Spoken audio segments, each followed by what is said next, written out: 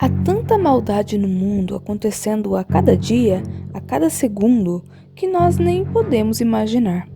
Quando algum caso aparece na mídia, ficamos horrorizados com os acontecimentos.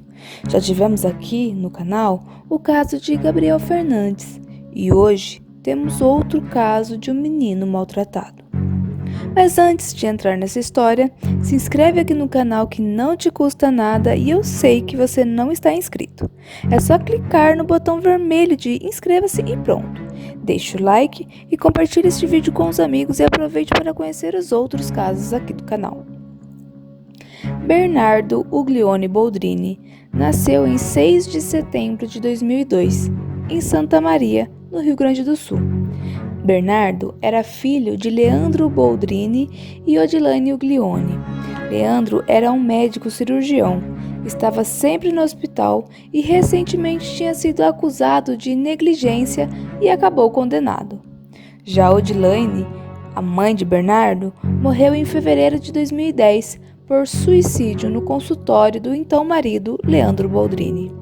De acordo com as investigações, ela teria ido até o consultório devido ao processo de divórcio, e até hoje a morte de Odilane é considerada suicídio, mas com muitas controvérsias.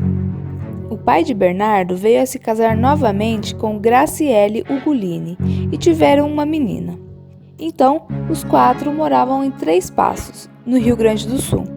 Pela manhã, Bernardo ia à escola e era descrito como um menino extrovertido, muito simpático, carinhoso e muito inteligente. Aparentemente, eles tinham um lar estável e amoroso. E quando, no dia 4 de abril de 2014, Bernardo estava sendo considerado desaparecido, todos ficaram muito preocupados e assustados com o que poderia ter acontecido. Imediatamente, a polícia foi chamada e uma investigação foi aberta para encontrar o menino Bernardo. Ao conversar com os responsáveis pelo garoto, a polícia descobriu que Bernardo e a madrasta tinham feito uma viagem a uma cidade vizinha para comprar uma televisão para o quarto de Bernardo e iriam aproveitar a viagem para passar em uma benzedeira, pois a madrasta disse que Bernardo estava tendo problemas para se concentrar na escola, e esta benzedeira iria ajudá-lo.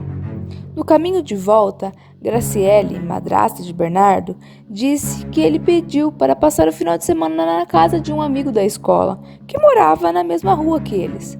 Como Bernardo sempre estava com esse amigo, sempre passavam o fim de semana brincando, a madrasta não impediu. E por o amigo morar na mesma rua, era normal Bernardo ir e vir sozinho da casa deste amigo. Bernardo deveria voltar para casa no domingo, como sempre fazia. Ele acostumava sempre voltar na mesma hora, mas naquele domingo o menino estava demorando um pouco mais que o normal.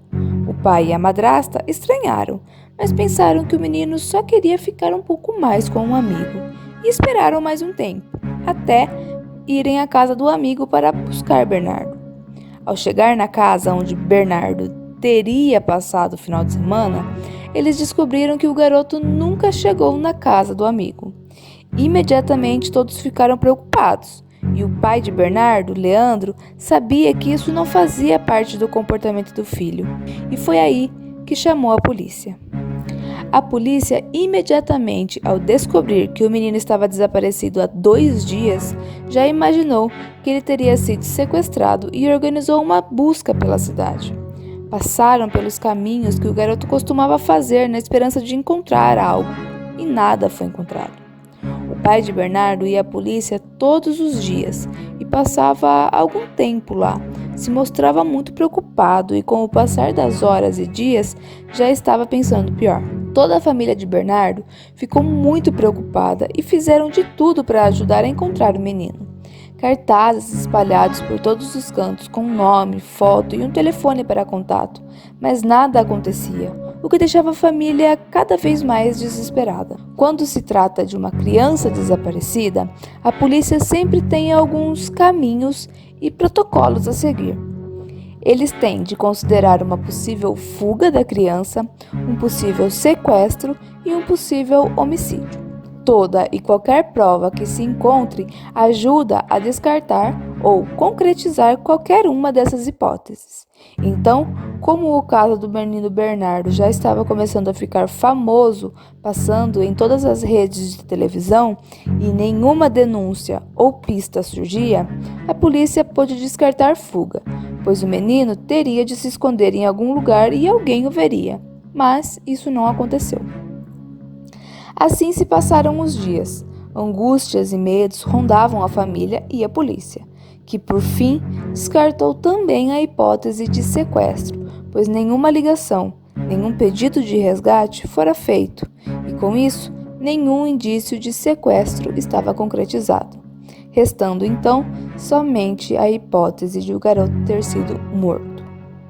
Agora, com apenas um caminho a ser seguido, a polícia intensificou a investigação e decidiu juntar todas as informações que tinham e refazer os últimos passos de Bernardo naquele dia. A mídia nacional também já estava documentando tudo sobre o caso, que para a cidade era algo alarmante, pois nenhum crime acontecido em 3 passos era tão reconhecido assim.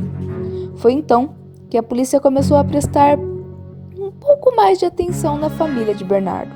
O pai e a madrasta passaram de super preocupados para pessoas indiferentes muito rapidamente, o que começou a levantar suspeitas da polícia. E quando começaram a seguir o passo a passo do menino naquele dia, descobriram que durante a viagem à cidade vizinha que a madrasta e Bernardo fizeram, ela acabou levando uma multa por excesso de velocidade. E o policial responsável por essa multa testemunhou que a criança estava no carro e então se perguntou se a viagem era apenas por lazer, por que uma pessoa com uma criança no banco de trás estaria correndo tanto?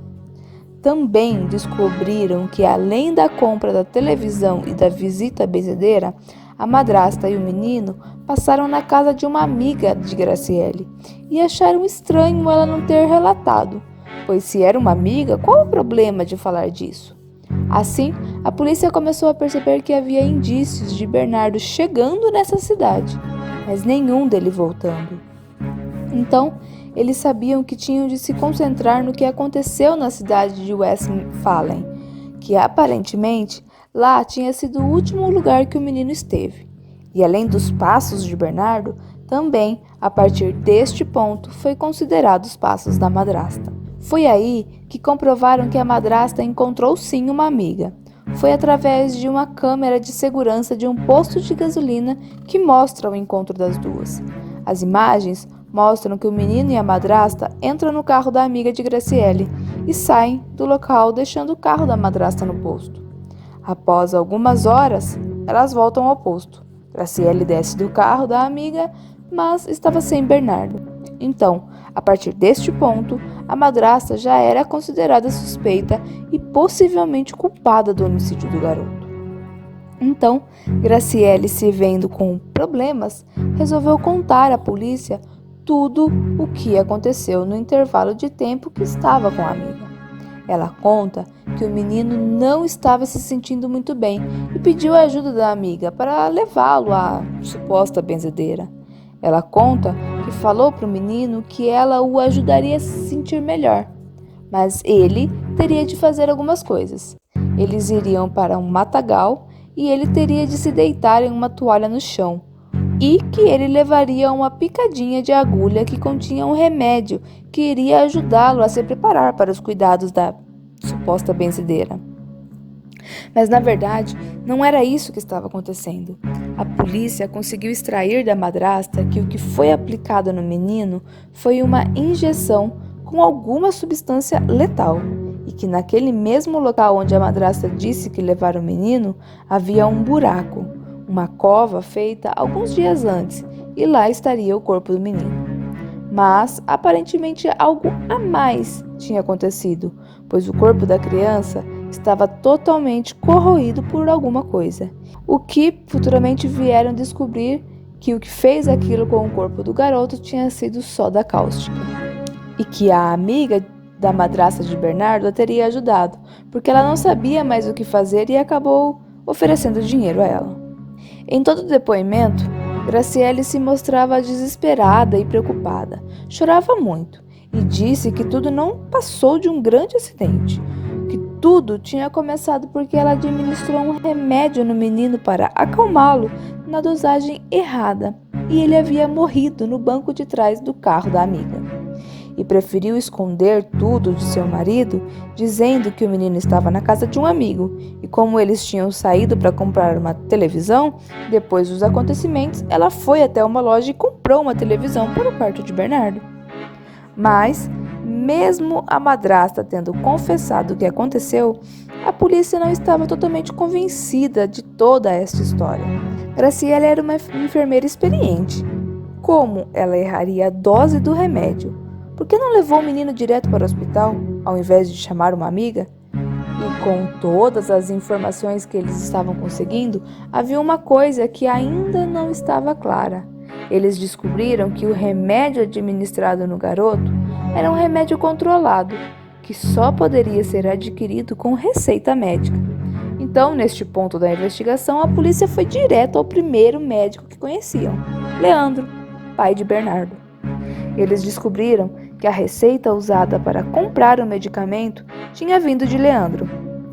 O pai de Bernardo tinha autorizado a compra da medicação que matara o filho. Assim, ele também foi incluso nas investigações e seu consultório fechado temporariamente. Foi aí que a polícia descobriu que vários medicamentos haviam sumido do consultório alguns dias antes da morte do filho, inclusive o mesmo remédio que foi aplicado em Bernardo. A este ponto, a mídia do país inteiro já estava cobrindo o caso, e a divulgação do envolvimento do pai, da madrasta e de uma amiga chocou todo o país. A cada declaração que o pai dava à polícia, ele sempre mudava algum ponto. Ele inicialmente disse que o menino estava com o celular, depois disse e insistiu que o celular do garoto estava na casa dele e não com o menino. A polícia então questionou o porquê ele ficou ligando para o celular do filho toda vez que estava na delegacia, e ele não soube explicar. Assim, cada vez mais, ele também estava sendo considerado um forte suspeito naquele crime. A polícia então juntou tudo o que tinham conseguido e concluíram que não só o pai sabia da morte do filho, como também tramou juntamente com a esposa para o crime acontecer, e também poderia ser o mandante do crime. A polícia acreditava que havia uma grande chance de a ideia ter vindo dele. Durante o julgamento do caso de homicídio de Bernardo, ainda foi descoberto que o lar da família Boldrini não era tão estável e amoroso como se pensava. Vários vizinhos e pessoas próximas disseram que o menino era maltratado, xingado e algumas vezes agredido. Teve algumas testemunhas que contaram que ouviam as brigas constantes até da rua. Eles contam que a madrasta vivia falando que ela queria ver quem iria para debaixo da terra primeiro, ou até ouviam ela falar que preferia passar o resto da vida na cadeia do que ficar com ele. E quando as testemunhas foram questionadas para quem ela estaria falando isso, elas relataram que era para Bernardo, que o pai naquele horário estaria no consultório. Os amigos da família diziam que o menino vivia amedrontado, que ele contou uma vez que o pai e a madrasta o forçava a comer no prato sujo do cachorro, que a mãe não o amava e que o tinha abandonado porque ele era um estorvo. Quando a investigação deu atenção maior para o que acontecia diariamente com o menino, descobriram que aquele amigo que o Bernardo passava o final de semana era muito mais que isso. Bernardo praticamente morava naquela casa. O pai nunca se preocupou com o bem-estar do filho, não comprava roupas, não ia à escola, não comparecia a nenhum evento que envolvia o filho. Esta família que acolheu Bernardo disse que chegaram a fazer uma festa para comemorar sua primeira comunhão, mas ninguém da família compareceu ou se preocupou em fazer algo para o menino. Durante o desenrolar do julgamento, os acusados mudaram seus testemunhos com detalhes do crime diversas vezes. Eles constantemente se acusavam na tentativa de amenizar cada um seu lado, mas isso não aconteceu. A amiga de Graciele, Edelvânia, ainda disse que teve a ajuda de um parente para abrir a cova onde jogaram o menino Bernardo. Então Evandro agora também estava na lista de possíveis culpados. Após os acontecimentos com Bernardo, a família de sua mãe pediu a reabertura da investigação de sua morte, que estava determinada como suicídio, e com isso várias suspeitas se levantaram sobre Leandro. A mãe de Bernardo morreu no consultório de Leandro. Na sala estavam somente ela e ele. Leandro conta que ela estava perturbada e atirou em si mesma, deixando um bilhete de despedida para seu filho. Mas acredita-se que Leandro tenha forjado a carta e ele próprio teria atirado na esposa. Testemunhas, como a secretária do consultório, acredita-se que foi comprada com cerca de R$80 mil para ficar do lado de Leandro. E assim, mais uma vez a morte de Odilane foi considerada suicídio e o caso novamente arquivado, mas as suspeitas ainda caem sobre Leandro. O julgamento da morte de Bernardo terminou em 5 de março de 2019, com a condenação de todos os envolvidos. Nenhum dos acusados demonstrou nenhum tipo de arrependimento ou qualquer sentimento ou pedido de desculpas. O pai se mostrou um verdadeiro monstro, sem nenhum escrúpulo. Leandro foi condenado a 33 anos e 8 meses de prisão em regime fechado por homicídio doloso quadruplamente qualificado, ocultação de cadáver e falsidade ideológica. Graciele foi condenada a 34 anos e 7 meses de prisão em regime fechado por homicídio quadruplamente qualificado e ocultação de cadáver. Edelvânia foi condenada a 22 anos e 10 meses de prisão em regime fechado por homicídio triplamente qualificado e ocultação de cadáver. Evandro foi condenado a 9 anos e 6 meses em regime semiaberto por homicídio simples e ocultação de cadáver. Este é mais um caso de como as pessoas que deveriam te amar incondicionalmente podem se tornar o seu pior pesadelo. Deixe aqui nos comentários a sua opinião sobre esse caso, se você já conhecia o caso ou se você é da região de Três Passos, como foi a repercussão dessa terrível história para você? Bom, esta foi mais uma terrível história contra uma criança. Bons sonhos e até o próximo vídeo.